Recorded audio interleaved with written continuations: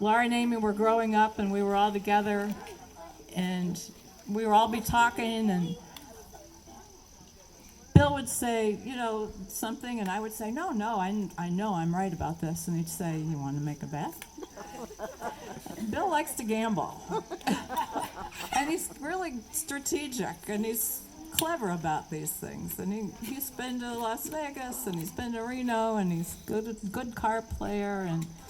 But I knew I was right, and he would say, you want to make a bet? Sure. And I always lost. Every time. Laura and Amy can vouch for this, they did too. And we were sure we were right, but there was one time that I won the bet. And Bill's sitting there saying, there's no way. That never happened.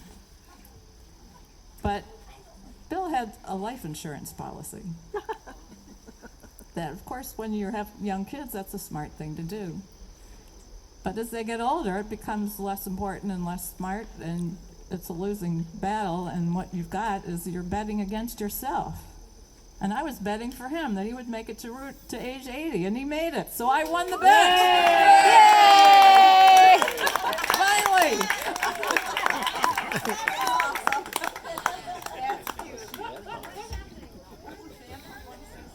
He hasn't won yet.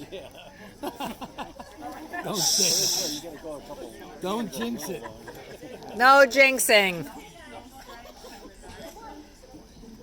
You want to lose this bet, Bill. Whenever I'm feeling really sad, and when I walk by Grandpa, I just hug him, and then it's just that they feel a lot better, and it's really fun to play with him, and we have matching shirts now, and which is awesome.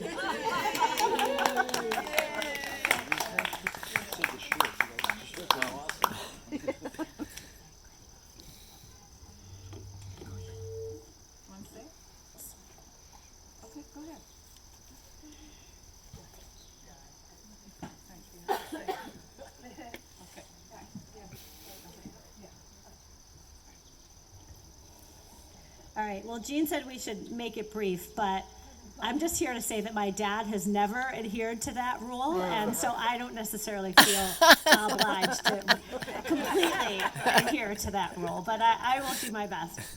So, I'm going to start just telling a little story. This is a typical moment in our childhood. One time, my sister and I were telling my dad about a TV show that we had watched the night before, and there was something funny or odd about it, and we said, we gotta tell you what happened, it was amazing, and he said, oh, I know, I saw it. You didn't see it, you didn't see the show. We knew he didn't see the show. He said, want to bet? And this, as Jeanne will tell you, was a typical moment, because we said, sure, we'll bet, and of course he had seen the show, and that's when I learned the lesson, do not bet with my dad. I've learned a lot of other lessons along the way as well, including the fact that you can be a grown adult and instigate a full-on water fight in the house. That does not apply to our house, though. But it did apply to the house growing up. That really no topic was off limits. And I think a good example of this would be when my sister was a teenager, and my dad wanted to make sure that she understood that she could talk to him about anything, and said, here's a book, Our Bodies, Ourselves. Let's open it up and discuss. No, that's okay.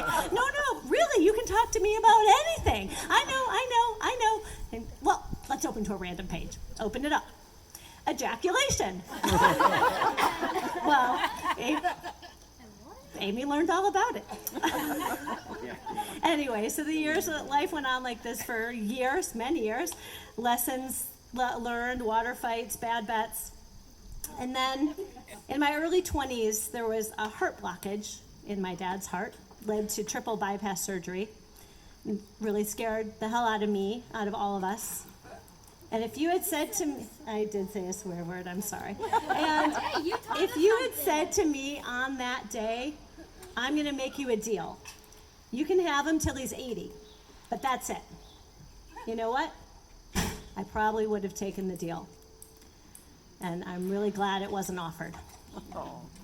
Because as much of a huge influence he was on me as a child, it's really my adult relationship that defines my dad for me. He shows up, he listens. When I have a problem or a joy, he wants to hear it. He offers advice, and it's usually really good advice. And somehow, despite that troublesome heart, and I am speaking anatomically here, he was there to move me into my first apartment after college. He was there in New York when I won a big award. He was there to walk me down the aisle. He was there when both of my children were born. The only gift that I've given him of any consequence was this. I named Luke after his dad. Anyone who knows my dad knows how much his dad meant to him. I've heard so many stories about him, but there's one in particular that always sticks with me, and that is how his dad would always be touching his kids, sitting on the couch, watching TV, have an arm around them, or his hand in his. And our dad did that for us, and you know what? You can see it right now. I do that with my kids. And I think about how some things pass through the generations, and my kids may never know or remember why, but they'll know that I hope that I love them, like I know that my dad loves me, like he knew that his dad loved him. We named Luke in honor of Lou and asked my dad to talk about him at the bris. And he talked about whether this was a bigger honor for his father to be remembered or for Luke to be named in part after such a great man. And he concluded that the real honor was to him, to my father, the man who connected us all. And he was exactly right. That's exactly right. That's who it was an honor to. So here we are, more than 25 years after that bypass surgery, 10 years after Luke was born, almost 10 years after Luke's first Passover, when my dad held him as we sang, "We Shall Overcome." And I hope my dad would be here for Luke and now Xander to really know something Amy and I didn't have with our grandfathers. And my wish came true. Happy birthday.